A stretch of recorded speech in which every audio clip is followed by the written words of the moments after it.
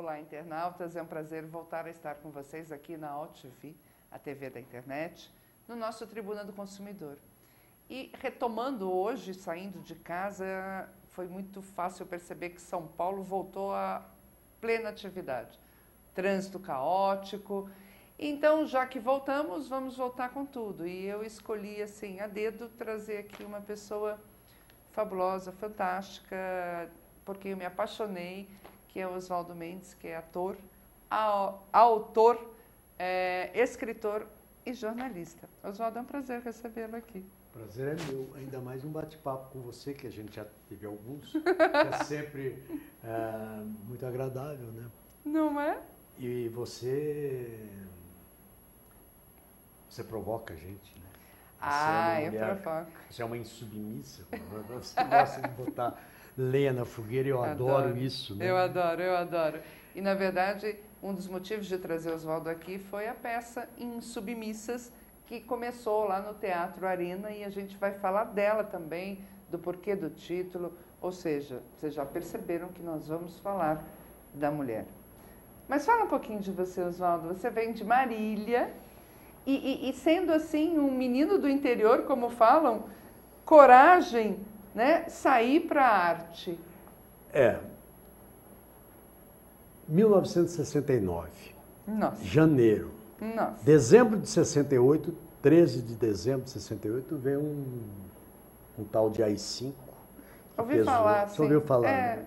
Que pesou na cabeça de todo mundo. Curioso que a gente, na perspectiva histórica, você fala assim, meu Deus, eu estava no meio do turbilhão e não estava percebendo a hora da mudança. Eu estava mudando de Marília para São Paulo exatamente nesse momento. E vim para fazer teatro. O que era uma loucura ainda maior. Quer dizer, é isso que eu falo. Hoje todo mundo quer fazer teatro, né? Hoje todo mundo, por causa da televisão, por causa da internet. Então todo mundo é artista, é ator, não sei o quê. Mas há 40 e tantos anos atrás não era bem assim. Ou seja, você não tinha noção que precisava ter coragem para fazer teatro naquela época. Se a gente ficar pensando que precisa de coragem, a gente não faz as coisas. Não faz, né? A gente vai e faz. E minha experiência em Marília era em jornalismo. Comecei desde moleque a trabalhar no jornal da cidade e fazer teatro. Então essas duas atividades sempre me acompanharam na minha formação. E quando eu venho para São Paulo, venho para fazer teatro. Veio direto para a USP? Não. Meu Deus do céu, a USP nem existia. Eu estou falando do passado. Em algum lugar do passado. É verdade. Eu estou falando de... Olha, em 69, a Escola de Artes Dramática, que foi a primeira grande escola de São Paulo de teatro, criada pelo Dr. Alfredo Mesquita, da família Mesquita, do Estadão e tal. Funcionava onde hoje é a Pinacoteca. Tá. Ali era o Liceu de Artes e Ofícios. Tá. Só que era um prédio meio abandonado, você via fantasmas, era maravilhoso nesse sentido, que você entrava assim, os corredores, entendeu? Despertava, né? O pai do Hamlet, o velho Hamlet, podia aparecer para você, lembra-se de mim, lembrar. Mas ali era a Escola de Arte Dramática, que depois foi para a USP. Exato. Eu começo ali... 69 eu estou ali, já começa o processo de a USP encampar a EAD. E faço 69 inteiro lá, 70 até a metade do ano, e em agosto a gente começa a incorporar. Ir para a USP, quer dizer, para quem estava aqui no centro da cidade. Imagina, ir lá para aquele fundo. E num prédio que não era tão, né? Não, era um barracão, na verdade. A escola foi acomodada num barracão. Então eu fiz metade ali na Tiradentes e metade na USP da EAD, que é um curso profissionalizante. E ao mesmo tempo eu precisava ganhar a vida. Trabalhar. Não sou filho de pai rico. Meu pai era ferroviário, classe média, que quando você fala classe média nos anos 60 até os anos 60, 70, é outra coisa. Sim. Hoje eu diria que a gente era pobre, se fosse ver pela perspectiva de hoje. Sim. Mas era uma classe média que vivia-se bem, estudava-se, sabe? Não tinha fartura de excesso, mas tinha o necessário. E teu pai concordou com você sair de lá para fazer direito, para fazer teatro? Olha, é muito curioso isso, porque meus pais, embora... Meu pai tinha, e minha mãe também, primário completo. Tá. E primário completo. O primário que hoje deve chegar a ginásio, se a gente Exatamente. for... Quer dizer, o primário equivalia já era o máximo que eles podiam alcançar. Né? Quer dizer, não tinha mais ambições também naquele momento da história do país e da vida das pessoas no interior. Eles tinham uma generosidade, uma abertura em relação a assim, não, a vida é sua. O risco é seu. Fantástico. Quer dizer, sabe, dá um apoio, quer dizer, você sabe os nossos limites, você sabe até onde a gente pode ajudar. Quanto mais liberdade a gente dá, né, mais a pessoa... Claro, eu sei que nos primeiros tempos aqui, eu procurando, queria trabalhar, mas não queria trabalhar em alguma coisa que me dissesse respeito. Não adianta você fazer, para ninguém adianta fazer uma coisa que não tem a ver consigo, né? Vou fazer uma profissão, por isso que tem gente muito infeliz, porque está fazendo coisa que não gosta. Vai fazer o que gosta, seja o que for, que vai ser feliz. Então eu não queria trabalhar em escritório, que era uma opção naquela época. E ontem até eu estava lembrando com os amigos, que quando eu fiz 18 anos, era da minha geração, assim, você faz 18 anos, tem várias opções. Uma delas, naquela época, era o seguinte, que eu lembrei isso outro dia também, vai. Uma delas era você fazer um concurso para o Banco do Brasil. Eu lembrei disso no domingo, exatamente. Era o sonho dos pais, era a gente ter, no mínimo, a garantia de trabalhar no Banco do Brasil, que era uma carreira fantástica. Você lembrou disso Imagina para os pais da gente, qualquer pai, saber mãe, que vai, no mínimo, ter uma garantia. Com 18 anos, 19 anos, entrou no Banco do Brasil. Imagina, mas era um sonho. Eu lembro dos meus pais falando. Felizes, né? Sabe, ficariam felizes. E eu fiz um concurso com 18 anos, foi toda a minha turma, né, lá em Marília, fomos fazer o exame lá na Alta Paulista. Eu, evidentemente, não estudei nada, não tinha nem... Fui na farra. E eu lembro que os meus amigos que estudaram foram logo aprovados e começaram a trabalhar. Hoje, vários deles que eu reencontro 50 anos depois, aposentados, felizes da vida. Curtindo a aposentadoria. Muito felizes, né? Mas eu não seria feliz se eu tivesse seguido esse caminho. Tá. Eu fui aprovado em 70º, 99º. Quer dizer, era 200, eu passei ali no fim. E esqueci, Rosana, que eu tinha feito esse concurso em 64. Estou em São Paulo em 69, fazendo a escola de arte dramática. E daí um professor meu, que era o Paulo Mendonça, um jornalista, ator na época do TBC, depois foi ser crítico de teatro. Ele dava aula na escola de arte dramática, trabalhava na Abril, na editora Abril, e era crítico de teatro da Folha de São Paulo. E daí ele ficou meu amigo e tal. Eu falei, professor, pô, fala lá na Folha, arruma um jeito lá de eu trabalhar e tal. Eu queria trabalhar em jornal, porque eu fiz dar um correio de Marília. Boy, né? Posso ser boy, né? Coisa. Boy não, que eu queria escrever mesmo, eu tinha ambições. Daí ele pegou e falou assim, tá bom. No dia seguinte ele chegou assim, vai lá na Folha e procure, talvez a maioria não saiba quem é, mas procure o Cláudio Abramo. Cláudio Abramo era até hoje é uma lenda do jornalismo brasileiro. E já era na época. Você procurar o Cláudio Abramo, pô. Eu. Não, já achei o máximo também. Aí eu vou lá falar com o Cláudio. Cláudio, eu sou o Oswaldo, aluno do Paulo Mendonça e tal. Ah, não, então vai lá na Folha Ilustrada e fale com o Delfiol. Lá. Enfim, eu comecei a trabalhar na Folha, ia todo dia. Tá. Recebia pauta, ia pra rua, fazia cobertura, principalmente de teatro. Como eu estava fazendo escola de teatro, eles falaram assim, então você vai cobrir teatro. Tá. Teatro, música popular, televisão, tá. Tudo incipiente, mas foi essa área que eu comecei a cobrir. Só que a Folha não me pagava e não me contratava. Eu estava estagiário, na época tinha essa coisa de estagiário. Então, tudo bem. E não tinha só 6 horas, né? Não, era meio livre. O horário era meio... Em jornal não tinha essa coisa, né? Porque de repente tinha matéria, eu saía da EAD à noite, depois da aula, depois ia haver um ensaio de teatro à meia-noite. Com certeza. Então eu estava naquele desespero, até ontem eu estava conversando, a gente teve um debate na escola Célia Helena, de teatro, estava falando com o Nelson de Sá, que é crítico da Folha, e estava contando essa história para ele, porque ele me perguntou, a mesma pergunta que você fez, embora a gente se conhecesse muito tempo, eu falei assim, Nelson, acho que eu vou lá falar com o Otávio Frias, filho, eu vou pedir para eles me pagarem aqueles 3 meses de 69, que com correção monetária atualizada, acho que eu fico bem na vida. Muito bem. Muito bem. Mas o que interessa nessa história toda é o seguinte, 3 meses trabalhando na Folha, foi. Todo dia, gente, vai contratar, e o dinheiro, as economias... Se acabando. Acabando. A minha mãe, hoje minha falecida senhora, minha mãe, que ajudou a sustentar a família na máquina de costura, vendeu a máquina de costura dela para me mandar dinheiro para cá já. Olha. E eu já era um rapaz de 22 anos, 21 para 22 anos. 22 anos já. E morava com uma amiga. Eu estava me achando já desconfortável aquela situação. Ela era professora e tal, então ela sustentava, fica tranquilo e tal. Daqui a pouco resolve a situação e a gente acerta. Mas era um desconforto, né? Eu falei assim, e agora, meu Deus? No auge disso, o que acontece? Tananana. No auge disso, eu recebo, eu não sei como eles acharam o meu endereço. Ah, do Banco do Brasil. Do Banco do Brasil. Uma carta Nossa, te convocando. Convocando para assumir, veja bem, eu estudava na Escola de Arte Dramática, que é na Tiradentes, em frente ali, onde é a Pinacoteca. Trabalhava na Folha e morava atrás da Folha. Tudo ali, fazia tudo a pé. E vem a convocação. Senhor, comparecer até o dia tal, dava uns e-mails, né, na agência Luz. Nossa Senhora!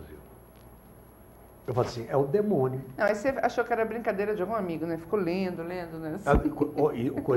A história do Dr. Fausto, né? A tentação do demônio. Assim, você quer? Você quer muito isso? Tá bom. Eu atravessava a rua, Rosana. Nossa, que eu entraria no Banco do Brasil, na época eram 6 horas, acho que não sei como é que é hoje, mas na época era 5, 6 horas de trabalho. Isso. Eu entraria às 9, 10 horas da manhã no Banco do Brasil. 4 horas da tarde, se eu não pegasse a hora de almoço, eu sairia, atravessaria a Avenida Tiradentes e estava na Escola de Arte Dramática. Sensacional. Os meus amigos já falaram assim, você nasceu virado para a lua, né? Quer dizer, eu falei assim, gente, mas não tem nada a ver com o que eu quero. E daí? Daí foi com um aperto no coração, não bem no coração, que eu sentei e escrevi uma carta abrindo mão.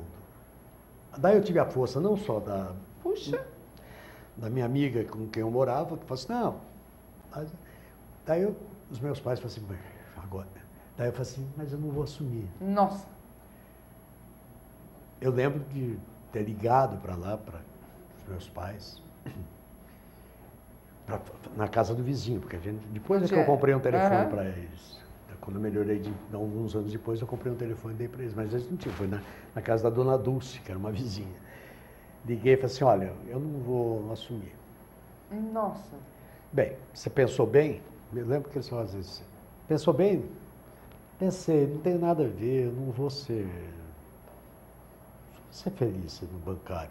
Meu irmão era bancário e foi bancário a vida inteira. Ele foi feliz, ele gostava daquilo. Eu não. Eu falei assim, não vou. Eu falei assim, mas o jornal não decide, como é que você vai ser? Eu falei assim, não, dá um pouco mais de tempo, tal, mas eu não vou. Tá bom. Você vê o que você quer fazer, acha melhor. E eu abri mão do cargo. E chegou daí eu na falei assim, Folha agora quero ver, né? Daí 2 meses depois, uma amiga minha na Escola de Arte Dramática, o mundo era menos complexo, já era complexo, mas é menos complexo que hoje. Era complexo em coisas muito mais gostosas, né? Mas tinha essa coisa do humano, dessa relação humana. Daí uma amiga minha estava num ano na frente, na Escola de Arte Dramática, depois ela desistiu de ser atriz, era uma boa atriz até, a Isabel Torres. Daí a gente era da mesma turma, daí eu falei assim, ela chegou feliz. Meu pai dirigia o jornal Cidade de Santos, que era um jornal do Grupo Folha. Tá. Meu pai está saindo de Santos, está vindo para São Paulo. Ela estava feliz da vida porque o pai estava saindo de Santos para vir para cá, ia ficar perto dele e tal. E para assumir a direção da Última Hora. Jornal Última Hora, que é o jornal fundado pelo Samuel Weiner, e que naquela época também pertencia ao Grupo Folha. Daí eu falei assim, Isabel, fala lá pro seu pai que eu estou lá na Folha trabalhando, pelo amor de Deus, eu preciso ganhar algum dinheiro. Né? Você está vendo minha situação? Eu falei assim, é mesmo, vou falar com ele. Resumo da ópera, no dia seguinte, meu pai mandou você ir lá. Cheguei lá, já fui falar com o editor, já quase, porque eu fui falar com o editor, que era o João Apolinário Teixeira Pinto. O João Apolinário foi um grande crítico de teatro nesse período, português. E na época tinha uma debandada no jornal e tinha sobrado na editoria de variedades, que é equivalente hoje ao Caderno 2, Artes, na época chamava Variedades. Sobraram 2 profissionais. Ele, que era o editor, e o filho dele, que era o João Ricardo, que é do Secos e Molhados. Que depois foi do João Ricardo. E daí eu falei com o João, ele falou assim, quando pode começar? Eu falei assim, já. Eu falei assim, então senta aí. E lá comecei. E daí foram essas coisas de sorte na vida, né? Eu fico contando vida, porque que é sorte? Não, mas eu acho que tinha uma... Também é sorte. Eu acho que a sorte faz parte. A sorte... na quântica, na física quântica, não existe o acaso. Né? Perguntei de propósito. Eu percebi. Não existe o acaso. Como eu não acredito também em forças externas, não sei o quê, eu acredito em energia, sim. Isso eu acredito. Mas energia é uma coisa física. Sim. Quando a energia é ruim de uma pessoa... Nossa Senhora! Cria uma barreira literal, imediata. Literal. Mas é físico. Isso daí não tem nada de sobrenatural, é físico. A física explica isso, né? Então, também tinha as minhas relações. Eu acho que me relacionava com pessoas com certeza, do bem, com certeza. Ou que tinha afinidade comigo. Né? E dentro dessa questão da física, então, eu colocaria, e a vontade de, né? A determinação. É óbvio. Mas agora, ator, autor, escritor, musicista, né? Também, né? Já escreveu letra de música? Música, toca? Não toca? Cheguei a fazer música, a peça que você assistiu, a Dança do Universo, que eu escrevi a peça, daí tinha que fazer as músicas, daí eu acabei fazendo a música, não entendo nada. Não me mostre um dó maior ou menor que eu não vou identificar. Mas o que te... Tem uma delas que te dá mais prazer, mais dessa realização? Atividade? Ou todas? Ou a tua atividade é justamente ficar nesses desafios todos? Aonde que o Oswaldo realmente se realiza? No palco, escrevendo, eventualmente criando uma música ou redigindo? É difícil. Eu acho que a gente é um todo, né? Todos nós, é uma coisa, um pensamento holístico para ser moderno, né? Mas não é isso não, eu acho que a gente é uma multiplicidade de coisas. Você vai fazer, tem momentos que eu adoro estar no palco. Eu já vi, é sensacional. Eu gosto, né? Tem momentos que eu gosto de estar no palco. Mas, por exemplo, eu escrevi essa peça, em Submissas, que você já ouve desde o ano passado, você ouvia. Estou escrevendo, está pronto. Nem tinha o título em Submissas ainda, era um outro título muito infeliz, que daí finalmente eu deixei de lado e saquei essa em Submissas. Daí começaram a ensaiar, e eu entreguei o texto, era para eu dirigir também, escrever e dirigir o espetáculo, fazer o espetáculo. Assim, não, são atividades que distintas. Não podem...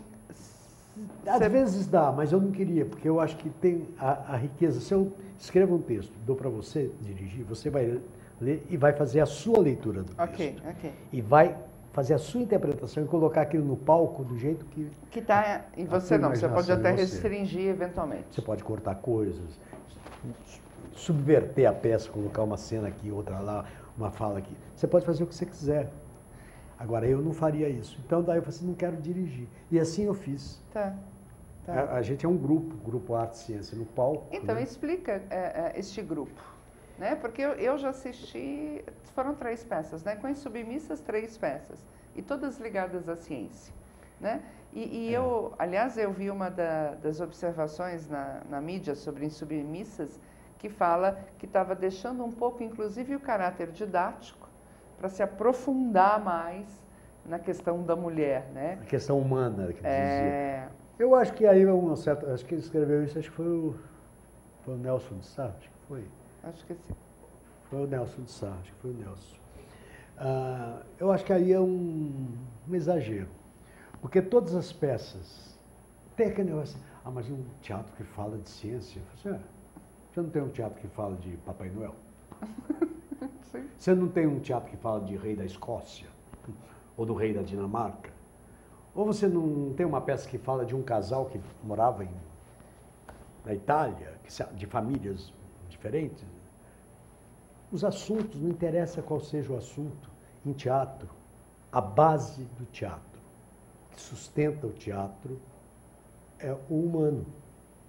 Então, quando a gente fala de ciência, eu não estou falando de equações.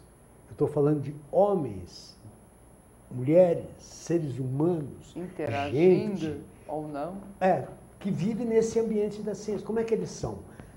Eu nunca fui bom aluno de química, física, matemática, nada disso. Eu entrei no arte e ciência, mas sempre tive interesse pela ciência, como acho que todos temos, né? Curiosidade, no mínimo, Curiosidade, né? porque a ciência é fascinante. É. Ciência o que que é? Conhecimento. Seja de... A gente Tudo, sempre se da pergunta, lâmpada, né? Como é que acende isso aqui? Como é que Quer dizer, a nossa vida hoje, eu bendigo a minha geração, porque eu sou de uma geração que, como eu falei, por exemplo, telefone na minha casa, meus pais tiveram quando eu já pude comprar e dar de presente para eles, que era uma coisa caríssima. Não, e você lembra que a gente esperava algumas horas para a ligação chegar. Exato. Quando era ligação interurbana. Não, de Marília para falar com Bauru. Então, tinha que me ligar para telefonista. A gente ia na telefônica, na companhia telefônica. Exatamente. Você dava assim, eu quero uma ligação para Bauru. Para que número? Número Aí você tal. dava o número. Qual é o seu nome e tal? Vai falar com a pessoa fulano de tal. Ok. Isso chegava lá 9 horas da manhã. Daí a pessoa olhava assim, só vem à tarde, ali pelas 4, 5. Era isso mesmo. Era surreal, era surreal. Geladeira em casa? O dia que chegou a geladeira, que a gente comprou, meu pai comprou uma geladeira, foi uma festa. E a festa era o quê? Fazer gelo e tomar gelo com açúcar. Sim, era qualquer coisa. Que era uma coisa... E o pessoal hoje, com tanta tecnologia, não consegue nem imaginar, né? Esse mundo, né? Eu lembro que quando meu filho, o que hoje é engenheiro, viu um fax, né? Ele falou assim, mas mãe, como é que as letrinhas saem? Elas saem voando, né? Tentando explicar para ele o que era o fax. É isso, imagina fax, lembra? E DDD, quando surge o DDD? Nossa Que o disco aqui, alguém... Eu não preciso mais da telefonista. Exatamente, tiraram essa figura da gente. Daí eu falo com o mundo, eu ligo daqui para Portugal, para Inglaterra, para os Estados Unidos. O grande problema é que se você não consegue na hora, a gente já fica irritado, né? Mas eu estou dizendo isso ligado à ciência. Isso. Quer dizer, como a ciência ocupou o nosso dia a dia. Nossa. E transformou a nossa vida. Sim. Essa geração que já está aí, que já nasceu que já com vai essas lá novas e mexe tecnologias, talvez não perceba a importância da ciência na vida delas. Sim, entendeu? Sim. Por exemplo, tratamento dentário. Eu sou de uma geração que aprendeu a escovar dente. Eu nasci em 46. Eu aprendi a escovar dente com 20 anos. Eu não escovava o dente? Não, eu escovava. Ia no dentista. Tinha a Companhia Paulista de Estradas de Ferro tinha assistência médica e funcionava. Eu fui a dentista desde cedo. Mas escovar o dente era botar aquela pasta, né, na escova. Na verdade, era um enxágue. Ficava com a boca, com aquela sensação. Mas não havia noções da higiene bucal. É uma coisa que surge nos anos 60. Fio dental... Imagina! Eu aprendi a usar fio dental já com 20 anos. É isso. Nos anos... E depois da Revolução. E modelo de escova, então, imagina, era qualquer escova. Qualquer escova. Era outro mundo. Tinha a higiene pessoal, isso havia, sempre havia negócio da higiene, da limpeza, lavar a mão antes. Isso sempre havia. Mas, por exemplo, hoje, eu perdi os dentes muito cedo, porque naquela época não tinha como recuperar. Jogando futebol, com 16 anos, eu já joguei futebol, creio vocês. Uma bola eu vou dar uma cabeçada assim, alguém vai dar uma bicicleta, um chuteiro bateu aqui. Meus 2 dentes da frente ficaram assim. Hoje, ia ver coisa. Quando eu fui no dentista, eu falei assim, tira, a gente põe uma ponte. Eu era um moleque, com 16 anos. Gente, que horror. Hoje seria impensável. Impensável. As coisas de saúde hoje, quer dizer, eu até... Tudo bem, a gente está num papo, estamos em família mesmo, em casa. Há 1 ano e meio, 2 anos vai fazer agora em março, eu tive um câncer de bexiga. Minha geração era que fumava. É o problema. Eu não vou dizer para ninguém, olha, pare de fumar porque dá nisso. Cada um sabe. Eu também ficava irritado quando ficavam me dando conselhos e tal. Não dou conselho para ninguém, mas eu só estou dizendo que a causa foi essa. Daí eu vou lá para o hospital já no desespero. Já estava me esvaindo, não era poesia não. Sabe aquela coisa assim, esvair-se em sangue? Eu estava me esvaindo em sangue. Literalmente. Literalmente. Uma semana urinando sangue, já não urinava sangue, o sangue saía em fluxo. Tá. Sabe, sabe, veja bem, eu ligado tanta coisa, o meu médico era homeopata. Eu ligado tanto à ciência. Mas o médico homeopata, para mim, funcionava como uma espécie de clínico geral. Não. Ele deu uma pisadinha na bola, mas isso não interessa. Não, mas ele até esse momento ele veio bem, ué. Veio, mas só que Todo daí, mundo é infalível. não vou... Aliás, ninguém é infalível. Ninguém é infalível. Daí, o resumo, estou contando isso porque daí eu vou para o hospital, chega o médico e fala assim, o senhor tem aquelas coisas terríveis na vida, assim, nunca tinha entrado no hospital, não sei para visitar a amiga que deu à luz, essas coisas. Né? Coisa muito grave, eu nunca fui ao hospital por razões pessoais ou de família ou de gente próxima. Você está deitado numa maca, vem um cara que você nunca viu na vida, depois de... Você está esperando ali umas 4, 5 horas, depois de fazer exames e tal. Ô, seu Oswaldo, o senhor tem um tumor maligno na bexiga, nós vamos precisar fazer uma raspagem. Foi assim, tranquilo. Assim, naquela hora, assim, ferrou, né? Acabou. Por sorte, uma sobrinha minha do lado, a gente conhecia um médico oncologista do hospital que tinha tratado a minha cunhada uns anos antes. Ela falou assim, não, deixa o médico dele chegar. Ela já tinha tomado a providência de chamar o Rafael.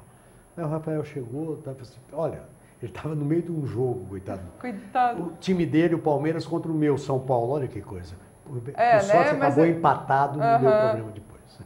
0-0. Mas o Palmeiras salvou o São Paulino, foi isso? Olha, aí eu não sei qual foi, viu? Quem salvou o quê. Eu sei que daí ele chega, ele fala assim, tô aqui, quando acabar o jogo, interna ele aí que eu estou chegando. Daí ele chega e fala assim, olha, se você quiser raspar, você pode fazer. Mas tem um outro procedimento que é o que eu indico, por tudo, minha experiência, é que não vai adiantar. Você vai fazer raspagem, que é uma cirurgia, uma intervenção, uma agressão, e vai entrar em químio, rádio, enfim, esse tratamento todo. Aquele inferno, Daqui 2, 3 meses você vai voltar, porque não vai resolver, e daí talvez seja o caso de fazer isso que eu vou sugerir fazer agora. Sua bexiga já era. Os seus rins já estão assim, assanhados, desesperados, vendo que tem lá embaixo, que a bexiga está ali do lado. Não adianta nem pedir socorro mais. Eles estavam pedindo socorro, os rins, assim. A próstata, se a próstata já vazou, também já era. Então, vamos fazer o seguinte, a minha sugestão, tira essa bexiga. Eu vou colocar um negócio assim, pega um pedaço, você tem 7 metros de intestino delgado, eu vou pegar 20 centímetros, não vai fazer a menor falta, e faço uma espécie de canaleta, coluna, você vai usar para o resto da sua vida uma bolsa do lado, porque você não vai ter mais a bexiga. Daí, assim, tá. Você faria isso com você, rapaz? Você faria. Pau na máquina. O que eu quero dizer, daí saiu, eu fiz essa cirurgia. A decisão foi tomada no domingo, na noite de domingo, que aliás eu falei assim, não, agora não, vai dormir, amanhã, segunda-feira, meio-dia eu venho aqui, se você... E a gente conversa. Mantiver a sua posição, a gente... Na quarta-feira de manhã a gente faz a cirurgia. Foi o que foi feito. Quarta de manhã eu operei, quinta, sexta, sábado, domingo de manhã, ele falou assim, vai embora para casa. E eu falei assim, isso você vai dar remédio para mim? Claro, né? A gente sempre quer do médico remédio. Né? A gente vai do médico para isso. Né? Eu falei assim, para quê? E não só um, né? 2, 3, né? Ele falou assim, vai para casa. Assim, mas remédio. Para quê?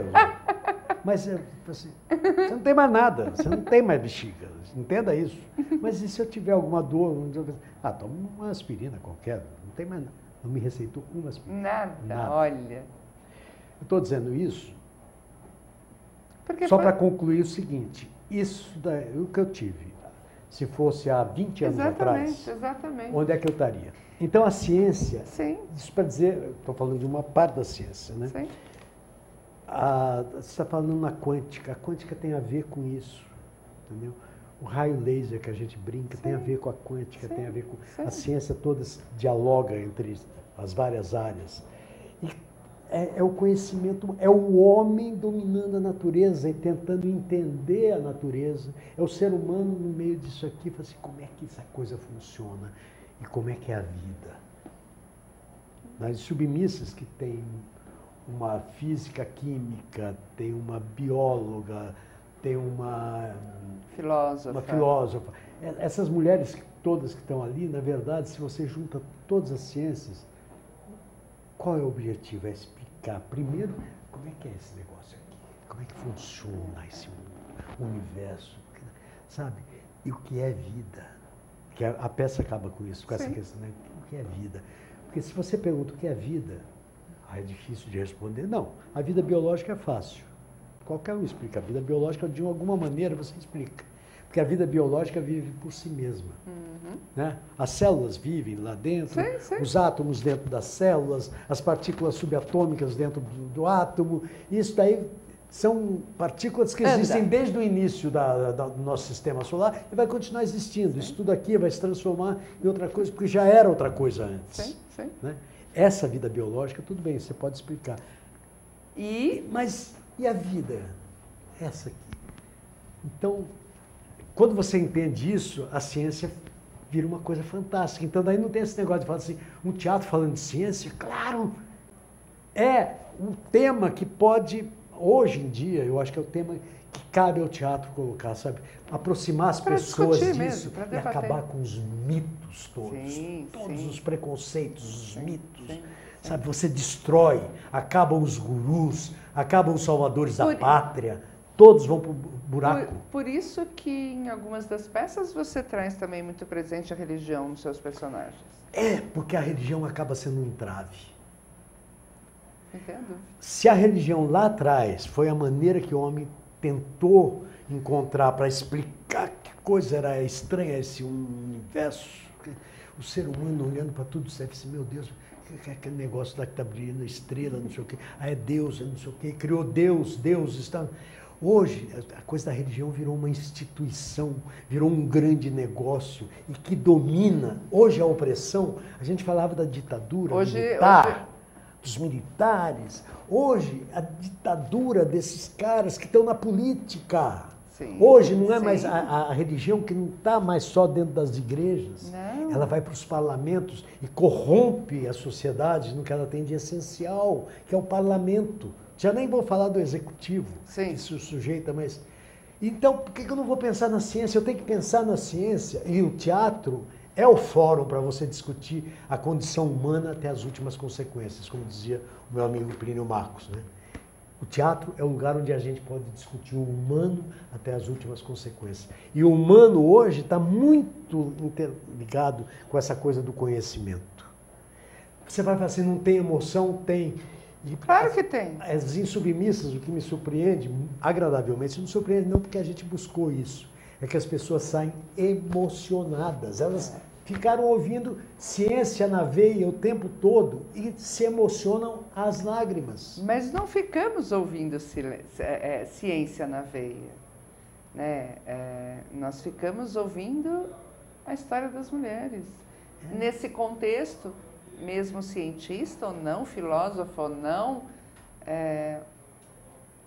a emoção vem de uma constatação, Oswaldo, desta luta da mulher na história do mundo.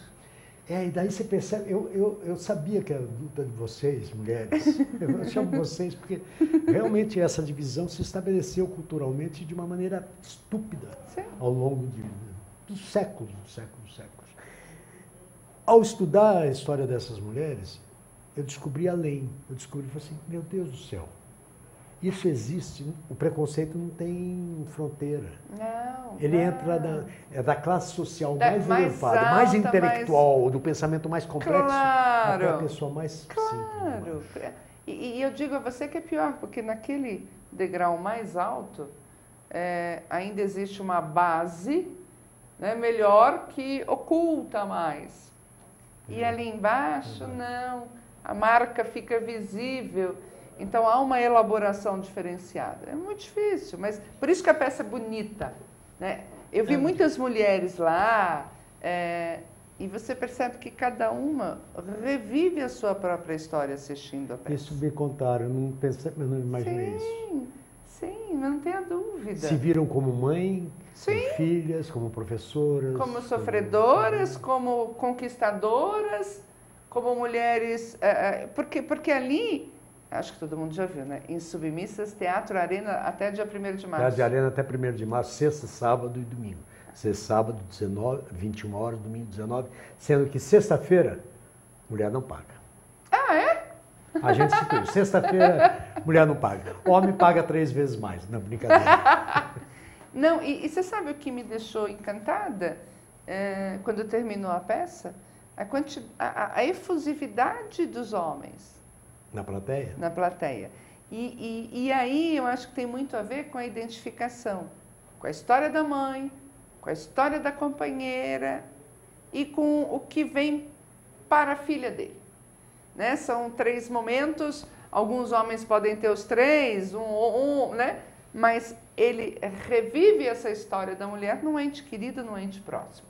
E aí pega. Olha, que engraçado, você falou essa coisa do homem.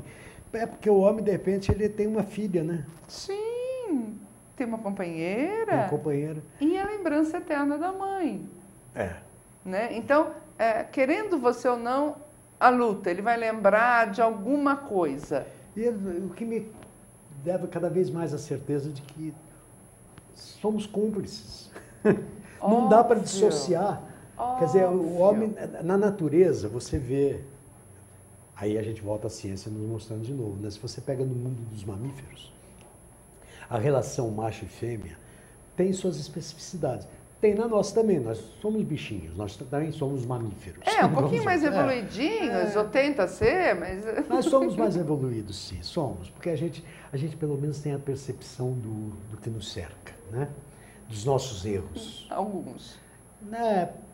Não querem assumir, mas a gente sabe o erro, já sabe qual é. Não, o erro sim, tudo bem. O equívoco, pelo menos, vamos chamar. O erro é sempre você quer ser educado, o equívoco. Mas, sabe, como nas espécies, todas as espécies dos mamíferos, o papel do homem e da mulher, na evolução, biologicamente, estão definidos. Claro que a mulher, a fêmea, no caso da espécie nossa, humana, ela cumpre o papel que cumpre os mamíferos, quer dizer, proteção. E nós, de todos os mamíferos, somos os mais vulneráveis. A gente não era para estar aqui.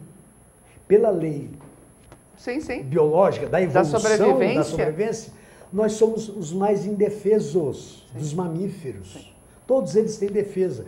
Você já viu o bezerrinho, ele sai, o elefantinho sai e já vai ficando em pé, já vai buscando a tetinha da mãe e vai mamando.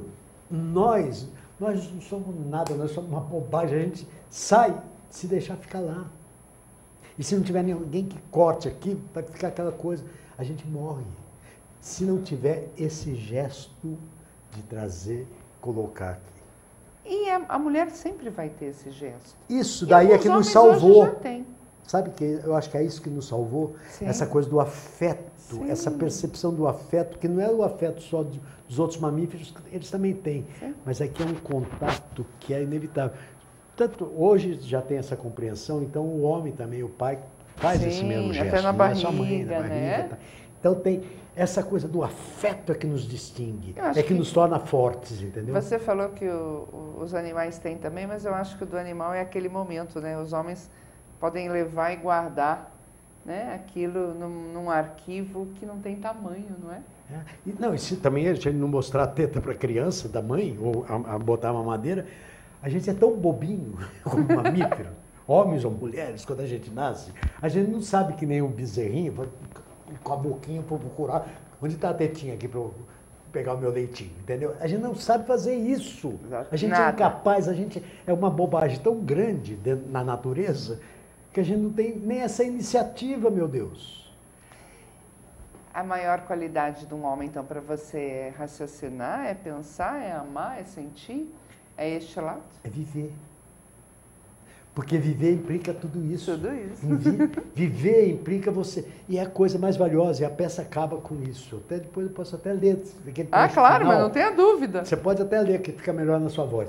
Mas a coisa da vida, talvez essa experiência também que eu passei ajudou a consolidar essa consciência que eu tinha de que o que interessa é a vida, na sua plenitude. E não interessa o brilho, você entendeu? O sucesso, a fama, claro que o luxo, agora a ostentação, essa geração jovem que vive na ostentação. Quando eu vejo gente morrendo com 20 anos por causa de uma merda, de uma droga qualquer, ou um tiro perdido, ou uma briga de rua, de trânsito, é um desperdício de vida, sim, que a gente não tem, sim, direito. A vida é valiosa demais. para você jogar pela janela, entendeu? Então, eu acho que é isso. Acho que o importante é a vida. Até marejou os olhos. Marejei, porque quando fala de vida... Não é? Porque é o que nos mantém. É a chama, né? É a chama. É a o chama. resto, o amor nasce daí, entendeu? Eu acho que até as diferenças, as nossas diferenças são ótimas porque elas nos fazem avançar. Sim, né? sim. Quando você discorda de mim, eu discordo de você, a gente tem esse embate que é maravilhoso. Ele é o próprio. Não é? Porque aí você avança. Se a gente tiver aqui um concordando com o outro, assim, daqui meia hora as pessoas vão vão embora. Vocês estão lá falando abobrinha, né? Você é Uma ótimo. coisa, sabe, ou tem isso, ou tem essa coisa. A natureza é isso, né? Quando, na Dança do Universo tem uma frase que eu não vou saber reproduzir, o Einstein fala, né? Quer dizer, ou a gente entende, olha para a natureza e vê que a beleza da natureza está na diversidade e na complexidade e nas diferenças, daí a gente vai entender o nosso papel de humanos dentro disso daqui. Dentro desse que essa diferença que existe entre nós, seja culturalmente, sexualmente, diabo a quatro, é que nos enriquece. E não são as semelhanças só que nos enriquecem, mas as diferenças, a diversidade. Isso é que é rico e que é bonito. E na vida também, né? As pessoas que ficam... Eu só ando com quem pensa igual a mim. Ai, que horror. Ai, que horror. Que horrível. Que horrível. Quer dizer, é o cara que discorda do meu lado, mas que discorda honestamente, né? Quer dizer, assim, não só por discordar. não vira jogo de futebol, sim, né? Se não sim. vira torcida de futebol, que também é uma bobagem. Sim. Né? Eu amo futebol, né? Mas vira uma bobagem essa discussão futebolística, de torcida. Não tem sentido, não tem sentido. Cada vez mais eu acho que futebol, religião e política, partido. Não se discute. Eu acho que política se discute sim, porque política é isso que nós estamos falando aqui. Agora, religião e futebol, esporte, não se discute. Sabe por quê? Porque eles não têm a menor importância. Exatamente. Eu quero saber. Aliás, você deve ter grandes amigos torcedores de outros times, é óbvio. Muito. Não o é médico que me operou era palmeirense. Então. E por sorte a gente empatou. Me salvou. Igual que eu fui fazer uma piada naquele dia, eu falei assim, tudo bem que nosso time empatou com o seu. O Palmeiras já estava numa situação meio complicada. Eu falei assim, você não deboche que amanhã você vai estar nas minhas mãos. Mas essa coisa da vida que é, sabe, realmente o que me comove é a vida. A mim também. Eu talvez não tenha essa paixão que você tem pela polêmica, porque na minha vida profissional eu vivo isso diariamente. Então, no momento em que eu não estou sendo advogada, eu prefiro algo mais bucólico, mais tranquilo, né? Sereno. Do que aquele embate, assim, entendeu? Mas é que tem embates, Rosana, que são burros. Por exemplo, quando eu sei que na tua área tem isso, eu tenho que te convencer. Aí fica uma coisa... Daí, quando você vai para o socrático, aqueles debates filosóficos, daí é interessante. Tudo mas bem. No dia a dia, é chato. Exato. Eu te convencer que o meu time é melhor que o seu. Então, não leva a nada. Ai, que perda de tempo. É perda de tempo. Grande mulher na tua vida. Muitas. Então tá. Não tenho. Não, calma, mas é verdade, as mulheres marcaram muito na vida. Eu imagino. Até porque eu vi grandes personagens, para mim, personagens, lá no teatro. Mas... por alguma coisa mais peculiar ou mais por estar mais próximo a você, algum fato que aproximou mais, alguma coisa que marcou muito, não só como uma grande artista ou como uma grande intérprete, mas uma coisa que ficou. Olha, as mulheres tiveram muito presentes na minha vida, até profissionalmente, então, nem se fala. Na questão afetiva é uma particular, lá fechada, mas essa coisa mais pública, né? Quer dizer, as mulheres com quem eu me relacionei no passado, me relaciono até hoje. Tá. A gente tudo passou, né? Mas tudo passou não. O que passou foi a libido. Quer dizer, eu não posso, aos 68 anos de idade, ser dominado pela libido. Aos 20, eu quero mais a libido. Mas Não é? Com o passar do tempo, ou você domina a libido, domestica a libido, ou então você vira um bichinho. Sim, você continua sendo um Daí vira bichinho. aquela coisa ridícula, né, de ser um velhinho ridículo, né? Ah, imagina, isso não existe. Não. Mas então você está falando das mulheres. Então, eu realmente, profissionalmente trabalhando em jornal e mesmo no teatro, eu sempre me dei muito bem com mulher. Tá. Mais do que com os meus parceiros homens, a gente entra... Mas com as mulheres eu, sabe... E engraçado porque eu tenho amigas minhas, por exemplo, em jornal, tem uma grande amiga que não gosta de trabalhar com mulher. E ela trabalhou comigo. Tá. Durante muito tempo como minha sub. Tem. E ela não... Ela falou assim, não, mulher não joga. Eu falei assim, Engraçado isso. não, você sabe... Eu sei. Na sua área você conhece muito bem. E tem lá as suas razões, talvez tenham argumentos. Enfim, claro. Sim, Não sim. vou nem discutir isso. Sim. O que eu quero dizer é que, e também conheço muitos homens que também não gostaram de trabalhar muito com mulher, porque a mulher vem com aquela coisa, eu estou naqueles dias, estou não sei o quê, tenho filho, por exemplo. Essas que ficavam também com historinhas de coisas, mas é a esperteza que tanto vale para a mulher como para o homem, para o cachorro, para o gato, entendeu? Essa esperteza pequenininha de estou com dor de cabeça. Isso é frescura, e frescura é outro departamento, não é? Mas, então as mulheres, no teatro e mesmo no jornal, quer dizer, eu tenho grandes amigas que estão até hoje, e amigos também, mas muitas mulheres. É engraçado, eu fui muito cercado. Então, quando eu escrevi Submissas, é que eu me dei conta de como vocês foram importantes na minha vida e são importantes na minha vida. Agora, se você fala assim, cite uma... Não, então... Eu vou citar. Eu vou citar porque eu acho aquela coisa que você está falando da vida, que é um desperdício. Que a gente trabalhou junto, que foi a Elis Regina. Ai, nossa. Que a Elis, a gente teve uma convivência, ela veio para São Paulo, mudou para São Paulo em 74, 75, por aí. Depois de 75 ela faz o Falso Brilhante, e a gente fica amigo. Fica amigo do César Camargo, dela, a gente começa uma convivência e tal, daí vou dirigir o show do César Camargo, São Paulo, Brasil. A Elis, grávida da Rita, foi minha assistente. Eu precisava de alguém com o ouvido dela para lidar com o músico. Um só deu, né? Um só bastava. Né?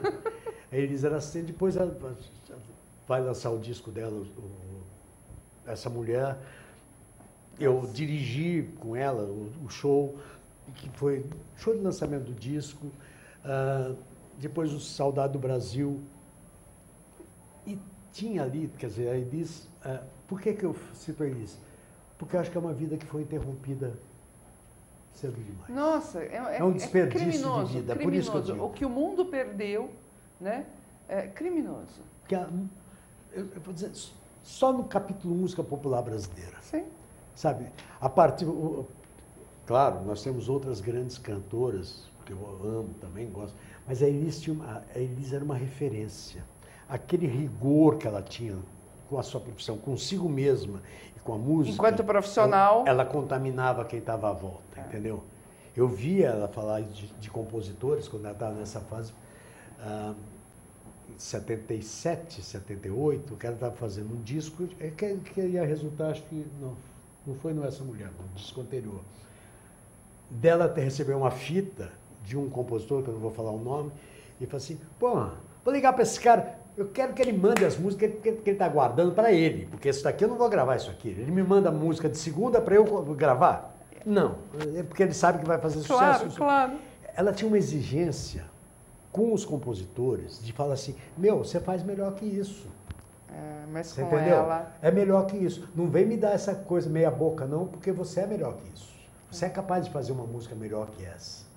Ou pegava uma música e o jeito que ela interpretava ensinava. Então, quando eu cito a Elis, não é porque a Elis, primeiro que ela, cronologicamente, em termos de tempo físico, ela ocupou uma parte, um pequeno período da minha vida. Tá. Nossa amizade durou o quê? Não deu 10 anos, porque ela morreu antes, deu 8 anos, mas foram 8 anos intensos, muito intensos. Mas é a vida. Mas daí, quando ela morre, eu falei assim, criminoso. Sabe, eu não aceito, isso é uma estupidez, porque é uma coisa concreta. Não, aconteceu. Você sente. Eu lamento, porque como eu lamento, por exemplo, numa Cássia Eller ter morrido tão cedo. Da Nossa. Elis mais porque estava próxima de mim. Sim, sim, sim. Sabe, como de repente um Cazuza morreu nessa idade, quer dizer, não é a idade de morrer. Não, ao contrário, a idade de produzir, de viver e deixar. Não Janis é? Joplin, quer dizer, teve uma geração toda. Nossa. Por exemplo, eu tenho várias coisas contra, embora tenha sido um fumante sem vergonha na cara, eu tenho um problema muito grave com droga, sempre tive, por essa razão. Sabe, se você puder consumir qualquer coisa, bebida, o diabo a quatro, o que você quiser, mas que não interfira na tua vida, que Na sua não trajetória. interrompa a tua vida. Até porque é um grande egoísmo para quem fica, não é? Para a sociedade. Porque imagina que a Elis não estaria, não teria produzido. Pois é, o que ela poderia contribuir mais. Então, exato, exato. Termina naquele ponto do final da Dança do Universo. Tem um diálogo entre o Chaplin e o Einstein. O Chaplin está saindo e fala assim, Einstein, e se o ser humano não criar juízo e continuar nessa sua trajetória de autodestruição? Se a humanidade não criar juízo, né? O Einstein fala assim, vai ser uma pena, mas o universo não derramará lágrimas. Ou seja, se a gente, essa espéciezinha tão frágil que somos, né, desaparecer do planeta Terra, O universo não vai sentir a menor falta, o universo vai continuar existindo. Não mais para nós ele morre. Né? O universo, como diz a quântica e o Niels Bohr, o universo só existe no estreito relacionamento entre nós e ele. Se não tiver isso, o universo não existe. Se eu não estiver aqui, o universo também não existe. Né? Bom, nosso tempo tá acabando. Me ajuda aqui a ler. Vamos ler juntos. Trecho, não, essa fala Qual que você quer? da vida, que a mãe fala. De que vida você fala, Rosalina? Da vida biológica? Ninguém vive a vida biológica, Rosalina. Eu sei, mãe, eu sei. Ela vive por si.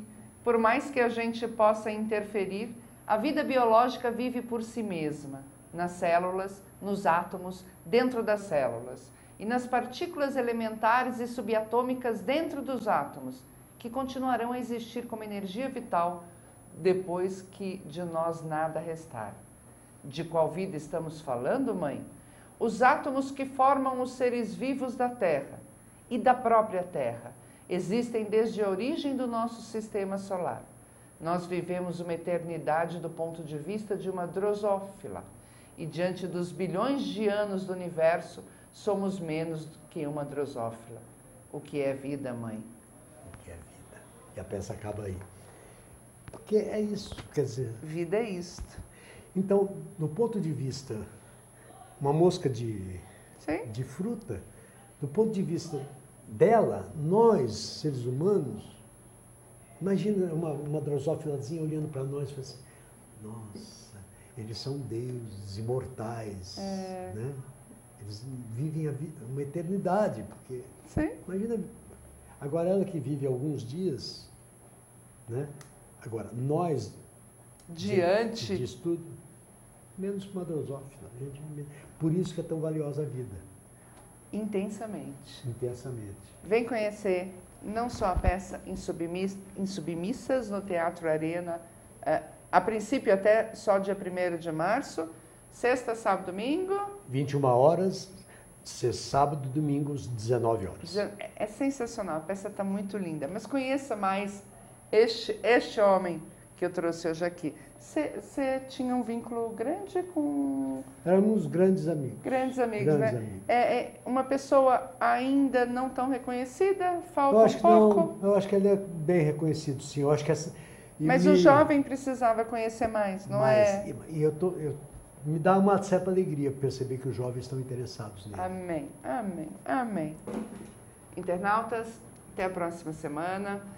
Falamos de cultura, e cultura também é consumo, a boa cultura. Vem conhecer Insubmissas. Sensacional a peça, recomendo a todo mundo. Até semana que vem.